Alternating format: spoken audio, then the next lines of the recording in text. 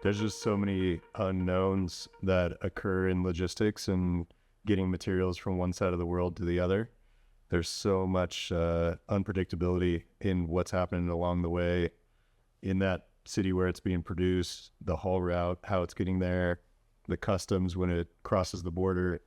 The more predictability you can create with building the time in to get that material early, having a location like a Innspace controlled warehouse, having that material ahead of start of construction so we can guarantee those dates that we've established with the client, I think is one of the things we're kind of evolving into. One of the things too that comes to mind is there's continual feedback from the construction team, the field.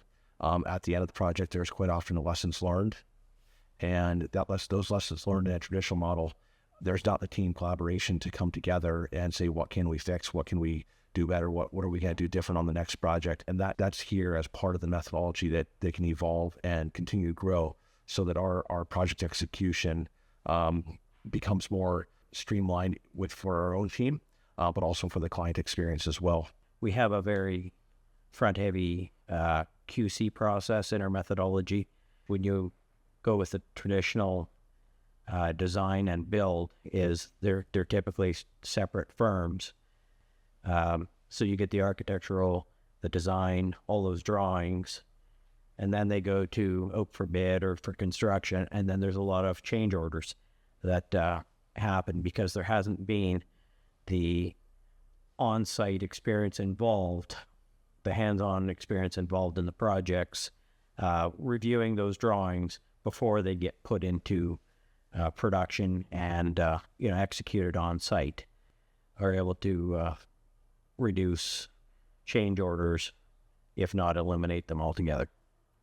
That's a good point you bring up too, is especially for the earlier stages of pre-construction and in the design too, is like when we're doing the early budgeting and estimating for the project, I can call John or I can call one of our field project managers and say, hey, what would we do in this situation? And it rises on site, and we're able to collaborate around that and make it buildable and capture the cost earlier on up front in the process. Being able to also, like, from the site level, feeding back up, let everyone know on the team, like, products we like, things that are working really well, and then being able to implement those across other projects that we're running. So we see efficiencies there where we're like, oh, these shower doors were fantastic. Let's get more of these from this manufacturer. They're doing a great job. Because there's so many variables involved, from who's making the things, who's putting them in the projects for us, who's the installer, right? So there's all these different confluence of variables that come together to make one item in one project. And then this one was A++. How do we emulate that across more projects, right? Yeah, and that feedback to the procurement department of knowing what products to use, what products to stay away from. Maybe a great product, but terrible shipping experiences or logistics experiences, or even install. Yeah, hard to install. It's going to be loud. It's going to be messy. It's going to be a disturbance. But there's a lot of things we can do to work together to reduce those disturbances for guests. Working in off-peak times, getting into public spaces at times that make sense.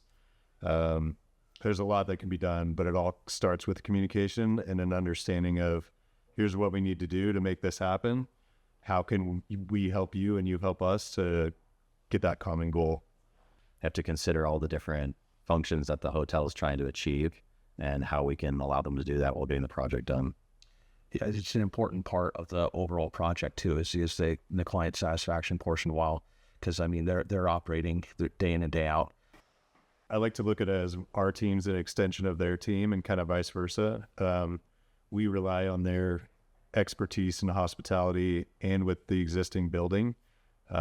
Typically when we get there, they know the building better than we do. So we rely heavily on how things operate, how guests flow through, what areas are more active at what times, and just being able to, really listen to that feedback and incorporate it into how we go about doing our work that we need to get done. I think getting back to what James said really creates that client satisfaction, guest experience. One of the best reviews that I read lately was a guest who said, hey, we stayed at this hotel. It was great. They do have construction going on, but it didn't affect our stay. Perfect.